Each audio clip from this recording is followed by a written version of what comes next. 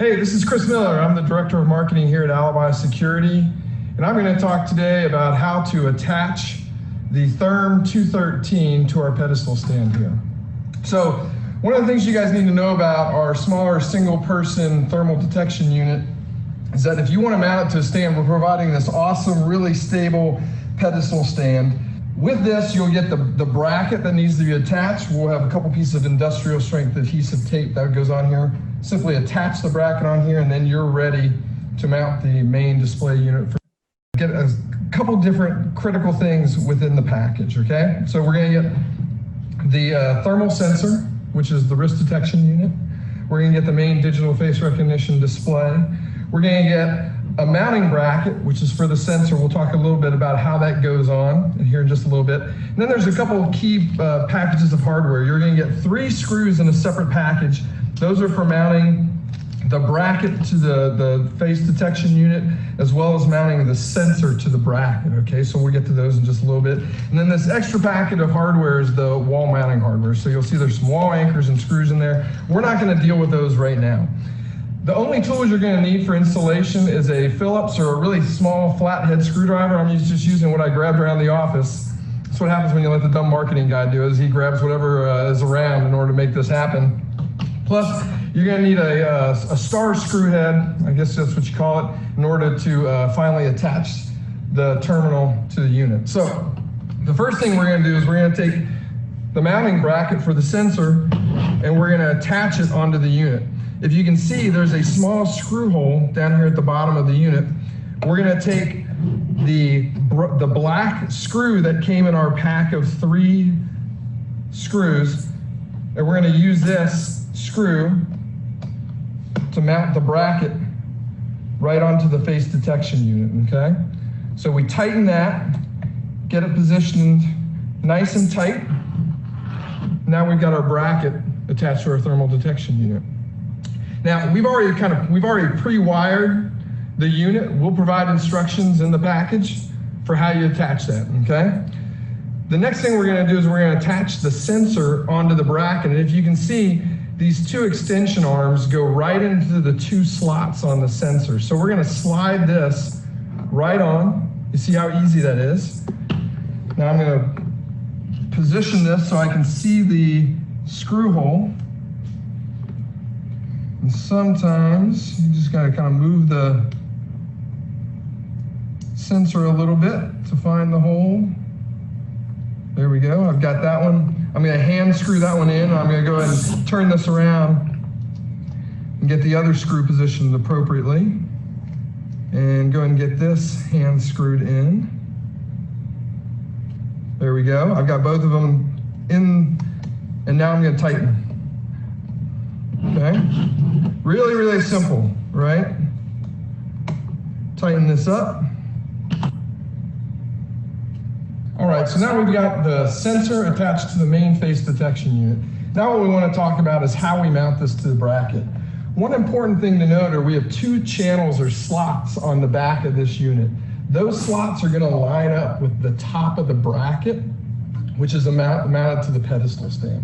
So what we're going to do is we're going to thread the power supply into the power supply and some of the wiring down into that channel or slot.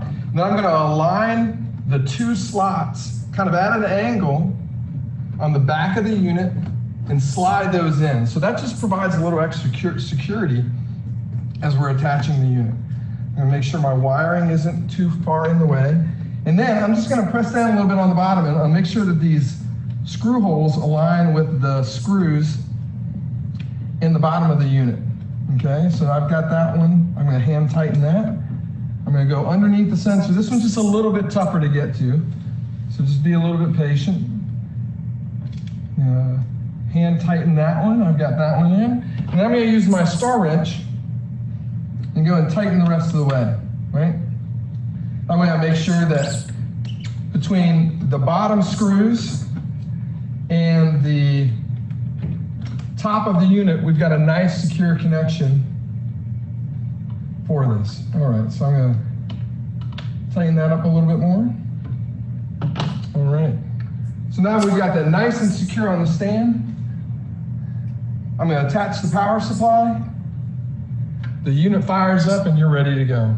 So if a dumb marketing guy can install and get this operational this quickly, anybody can do it. We appreciate your interest in the THRM 213. We'll see you next time. Great video, Chris. Yeah. Super simple. So I'm sure some of you guys out there are probably like, hey, why didn't he use a magnetic screwdriver? Chris went around the office and grabbed whatever he could find. Yeah, exactly literally. I just cobbled it together, and it's super easy with whatever tools you have. Yeah, hopefully you can see after he installed that, it's not a lot to it. Same type of rules apply if you want to mount it to a wall or something like that. Next, we're going to get into the 213 setup video. This is actually will cover the actual on-screen display of the unit.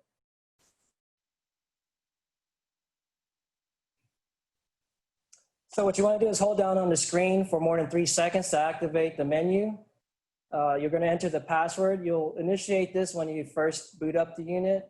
You're able to change the password once you get into the unit as well. So you have the option of changing your admin password. First tab we're going to get into is the basic info. Basic info will give you your model number, firmware version, and just other information about the product. There's nothing we could do in there. Under device location, you would assign a location to this device, maybe the building number, community, and then maybe which unit this product is. And you can have up to 3 units in that same location. Next, we'll go into IP configuration. This is where you'd actually adjust your network settings. What you see there is the default settings. So you are able to adjust that. On the front of the unit, it does display the IP address too. This is where we'd go to activate the password, enter in the old password that you created, and then create a new password. Admin password will allow you to disable or enable this. So you can actually turn it off if you don't want the unit to have any kind of password set up. User management, this is where we covered where you can enter in your employees' information, up to 10,000 faces. You enter in the person's name, gender, maybe their employee number. Make sure you take a picture of the person's face. You can store 3 to 4 of them if you'd like. We recommend maybe having different angles. That will save that. And after that, it basically will allow you to enter the building if you're in the system. If you're not, then it'll bypass you. Under authentication scene, we have temperature measurement only, face recognition with temperature, and then face scan where it requires you to be in the database on that third option there. Default will come to face recognition. And you can turn the mass detection on or off, adjust Celsius or Fahrenheit, and then you could go in and actually adjust each temperature range. So if you want to increase or decrease the range, or if maybe you want to lower or increase the threshold for alarm. After all that, if you're done with it, if you did a firmware upgrade, this is where you'd go default and reset the unit. Pretty much that's it with the unit. As you can see, it's pretty simple. As we kind of cover the browser portion, we'll just kind of show you.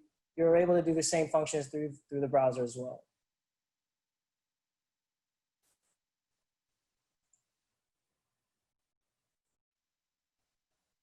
So next we're going through the browser. If you've seen any IP camera type browsers, it's very similar. You'll have your normal image camera adjustments. But from here, you're able to go in and do the exact same settings that we were able to do through the unit. So you go and turn on mass detection, a hard hat if you want. You're able to go through and just do all the adjustments from the unit itself, as well as take snapshots through the browser or record video from the browser as well. So just to give you an idea, most of the features you'll be able to do through the unit, but if you want to control most of it from PC, it's very doable. Again, right now we're supporting a web browser function for this. We'll have the complete video of the interface up. So later on, if you guys want to kind of go through the whole interface a little bit more at your own speed, we'll have the video up ready for you guys. Just gonna kind of breeze through here real quick. So is there anything that you can do in the web client that you can't do from the unit itself normally? Yeah, so this section here that I'm covering, so we have some weekend outputs and door contacts. This is where you'd want to go to set that up. So again, not integrated with any access control, but just pretty simple. If it doesn't detect the temperature, it can open the door. If it detects the temperature, it cannot open the door. So it's just very, very basic on what it can do. But you would do that from here and not from the unit itself. That's correct. That will have to be done through the browser itself, and this is the screen that's covering it right now. And that's a single door, right? So it's literally just one door. One-to-one right now. That's Gotcha. it. Yeah. Great. So nothing advanced. Great. And again, through here, I don't have any faces stored, but this is where you would actually be able to go and search faces. We have the cloud set up for this as well, so you can actually view it through your smartphone if you like. But again, just very light features, just viewing pretty much.